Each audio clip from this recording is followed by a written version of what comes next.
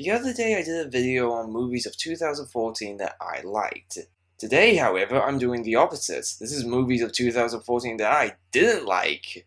Keep in mind, I don't really watch bad movies or movies that get negative feedback. Heck, I actually missed out on the new Michael Bay movies. Most of the movies I have on this list, I didn't even really hate, I just didn't enjoy them as much as I thought I would. That is except for the last one.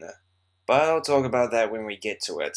Now, without further ado, let's begin. First up, we have Elsa and Fred. At first, this movie isn't so bad. It's very easy to get into the characters and the actors who play them, and the characters themselves are fairly likable. But as it unravels, it just proves itself to be a very standard love story, and the second half of it is really boring. In fact, my boss at the Bridgeway, the place where I work at, he hated it. He said it had none of the charm of the Spanish version. Oh and yeah, this is actually a remake. No, I have not seen the original. So I guess you can cough this one up as something that works better from its homeland than it does in English. Next is Godzilla. This seems to have become the Man of Steel of the Godzilla franchise in the sense that there's people who either love it or hate it. I don't entirely hate it, but I hate the middle of it. I hated how it continuously teased you with showing the monsters fighting, and then you get nothing. The first time it does it, it's annoying. The third time it doesn't, just get on with it! It wouldn't be so bad if the human characters it kept cutting away to were more interesting, but they're not.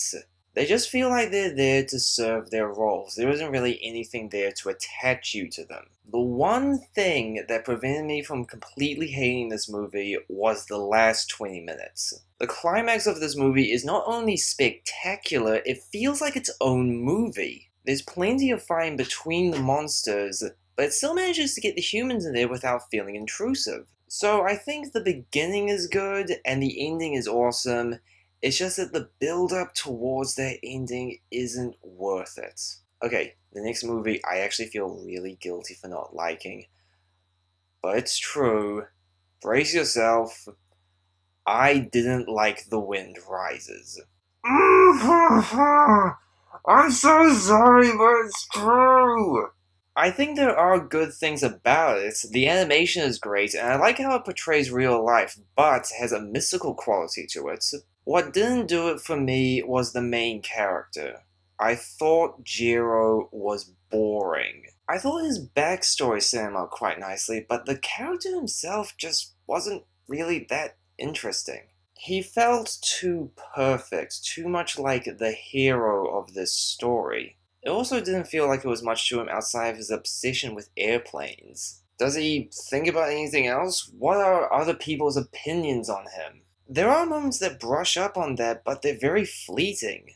Also, I'm not so sure if everybody saw the Japanese version or the English version, because I saw the English version of this movie, and I'm sorry, but his voice actor is abysmal. I'm sorry, but the guy's delivery just came off as very flat to me. Maybe it's the script, maybe it's the voice direction, maybe it's the character himself. For whatever reason, I just didn't find him engaging.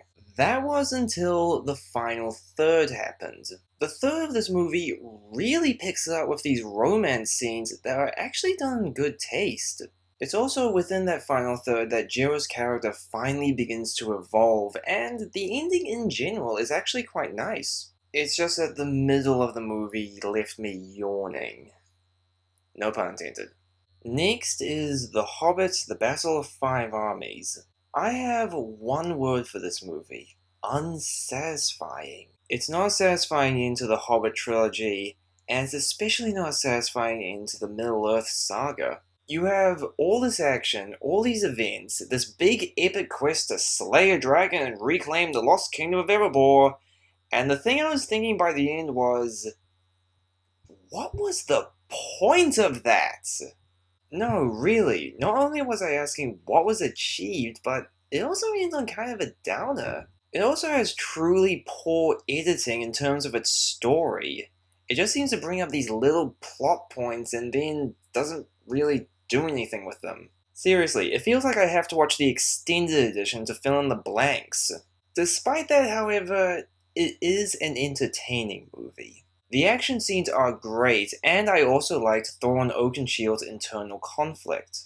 But the big problem, like I said, it just doesn't feel worth it. Okay, last movie. This is a movie that I didn't realize I didn't like until I let it sink in. Now, I know there's people out there who do like this movie, that's fine, it's your own opinion, but here it is anyway. Sin City: A Dame to Kill For. This suffers from the same problem as The Battle of Five Armies.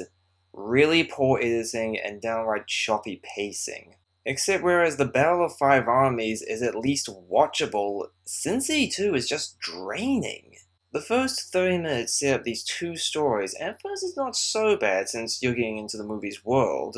But then they introduce the third story, the Dame to Kill For arc, and it takes up the entire middle of the movie. It goes on for way too long, and it feels like there's scenes you could have cut out from it. By the time we got back to the other stories, I just wanted it to end. And like I said, I didn't realize it had more flaws until afterwards. Okay, I'm gonna get into some spoilers here, so... alert. One of the stories stars a man named Johnny, played by Joseph Gordon-Levitt, a character who I actually really liked. He comes to Sin City to gamble, but then he gets on the mayor's bad side, and the mayor ruins him. So Johnny gets back at him by beating him in a game of poker, and then says that Sin City will now forever know that Mayor Rourke was beaten in a game of cards. And then the mayor shoots and kills him. There's something about this that just doesn't sit well with me. So, Johnny's plan was to beat Mayor Rourke in a game of cards and then have the story spread throughout Sin City. Okay, fine, but one little problem. How is the story going to get out that Mayor Rourke was beaten? Maybe if you got a scene where the rumor was spreading, that would make sense. Nope, Johnny dies and that's the end of the story.